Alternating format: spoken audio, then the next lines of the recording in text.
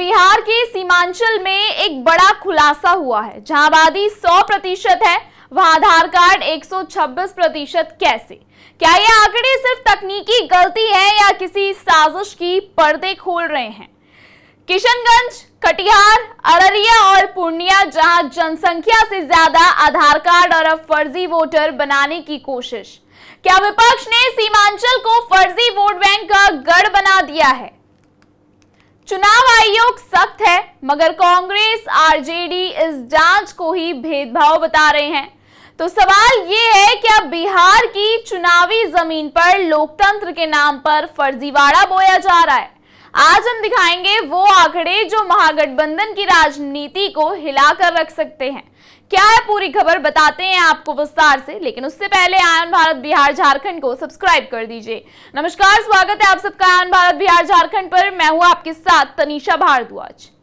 बिहार विधानसभा चुनाव जैसे जैसे नजदीक आ रहे हैं, राज्य के सीमांचल क्षेत्र से एक गंभीर और चौंकाने वाला मामला सामने आ रहा है। यहाँ की आबादी से अधिक आधार कार्ड बन चुके हैं। किशनगंज, अररिया, कटिहार और पूर्णिया जैसे जिलों में आधार कार्ड सैचुरेशन 100% से ऊपर पहुंच गया है। आंकड़े चौंकाने वाले हैं। किशनगंज में 126%, कटिहार में 123%, अररिया में 123% और पूर्णिया में भैया 121% आधार कार्ड दर्ज किए गए हैं। यह तब है जब पूरे बिहार का औसत आधार सैचुरेशन महज 94% है। सवाल ये उठता है, क्या ये तकनीकी गड़बड़ी है या सोची समझी साजिश? यह वही सीमांचल है जहां मुस्लिम आबादी तेजी से बढ़ी है और अब 47% तक पहुंच चुकी है। यही क्षेत्र सामरिक दृष्टि से अत्यंत संवेदनशील है, क्योंकि ये भारत के चिकन नेक यानी सिलीगुड़ी कॉरिडोर के नजदीक स्थित है, जो पूरे पूर्वोत्तर भारत को देश के बाकी हिस्सों से जोड़ता है। आधार कार्ड जो ना तो नागरिकता का प्रमाण है और ना ही वोटर बनने की गारंटी, उसी आधार पर सीमांचल में बड़े पैमाने पर निवास प्रमाण पत्र जारी किए गए हैं। यही नहीं, अब इन्हीं दस्तावेजों के आधार पर वोटर आईडी बनाए जाने की साजिश रची जा रही है।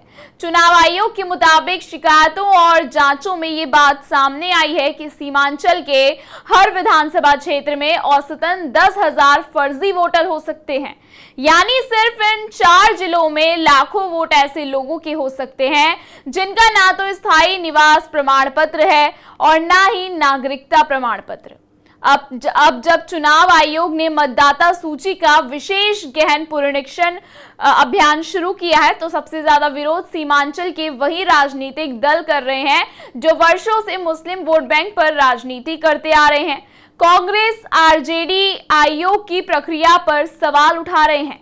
सवाल पूछे जा रहे हैं कि आधार कार्ड और निवास प्रमाण पत्र को मतदाता सूची में नाम जोड़ने के लिए क्यों मान्यता नहीं दी जा रही है, जबकि यही विपक्ष पहले आधार को नागरिकता के प्रमाण के तौर पर मानने से इनकार करता रहा है। जब एनआरसी और सीएए पर बहस होती है तो यही लोग कहते हैं कि आधार सिर्फ एक पहचान पत्र है, नागरिकता का नहीं। अब जब वोट बनाने की बारी आई तो उसी आधार कार्ड को अंतिम प्रमाण के तौर पर पेश किया जा रहा है। सीमांचल में महागठबंधन वर्षों से मुस्लिम तुष्टीकरण की राजनीति करता आया है। वोटर आईडी बनवाने के लिए दबाव, गलत आधार पर प्रमाण पत्र जारी करना और अब चुनाव आयोग को वैध प्रक्रिया का विरोध, यह सब इस बात की गवाही देता है कि महागठबंधन का एकमात्र एजेंडा सत्ता पाना है, चाहे वह फर्जी वोटों से ही क्यों ना हो।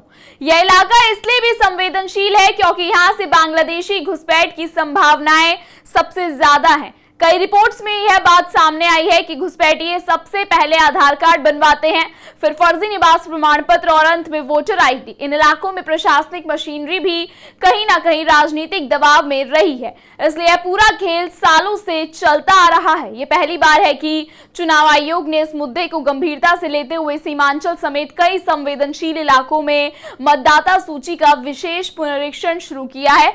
आयोग ने साफ किया है कि बिना सटीक दस्तावेजों के किसी का नाम नाम सूची में नहीं जोड़ा जाएगा।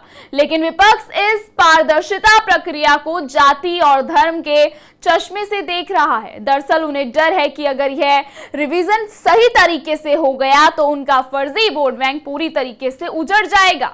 बिहार चुनाव से पहले सीमांचल में आधार कार्ड और वोटर आईडी का यह खेल किसी तकनीकी गलती का नतीजा नहीं बल्कि एक सोची समझी साजिश का हिस्सा लग रहा है। महागठबंधन इस फर्जी वोट बैंक को बचाने के लिए चुनाव आयोग पर दबाव लगातार बना रहा है, लेकिन सच्चाई यही है कि अगर लोकतंत्र को सुरक्षित रखना है तो हर फर्जी दस्तावेज, हर फर्जी वोटर को पहचानना और हटाना होगा। फिलहाल इस खबर में इतना ही। इस खबर पे आपकी क्या राय है कमेंट सेक्शन में हमें जरूर बताइएगा। देश और दुनिया की तमाम बड़ी खबरों को लगातार देखने के लिए बने रहिए आयोन भारत बिहार झारखंड के साथ।